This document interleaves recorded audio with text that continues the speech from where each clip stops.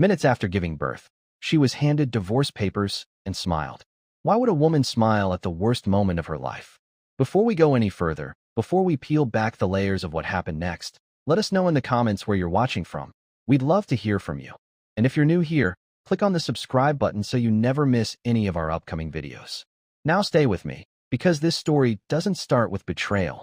It starts with hope, the kind of hope that smells like disinfectant and baby powder, that hums softly under fluorescent hospital lights, and that convinces you, just for a moment, that everything painful you endured was worth it. Emily Carter was 38 years old when she gave birth to her first child in a small suburban hospital outside Columbus, Ohio. It had taken her years to get there, years of quiet disappointment, polite smiles at baby showers, and late-night conversations with herself she never admitted out loud. Her husband, Daniel, sat beside her during labor, holding her hand, saying all the right things, but even then, something felt slightly off.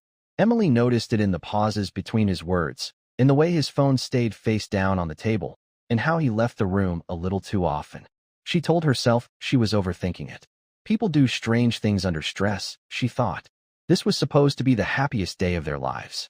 The nurse placed the baby in Emily's arms, warm and trembling, his cry sharp and real, cutting through every fear she had carried for nearly a decade. She whispered his name, Noah, tasting it like a promise she intended to keep. Daniel kissed her forehead, but his eyes drifted toward the door, as if he were waiting for someone. Emily didn't see the envelope right away. It sat on the side table, plain, white, with her name typed neatly on the front.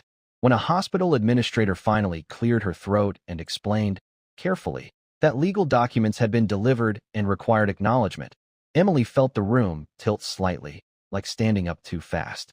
The papers were divorce filings, filed 2 weeks earlier. Effective immediately, Daniel stood up, straightened his jacket, and said, "I didn't know how else to do this."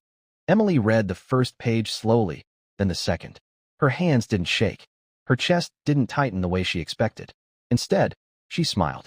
Not because it was funny, not because it didn't hurt, but because in that moment, something she'd been trying not to see finally came into focus.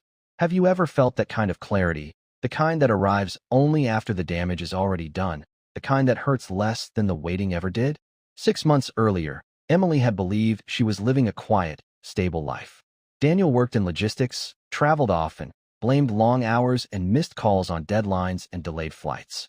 Emily worked remotely, rearranging her schedule around his, convincing herself that flexibility was love. She ignored the small signs, the unfamiliar cologne clinging to his shirts, the sudden interest in fitness and new clothes, the way he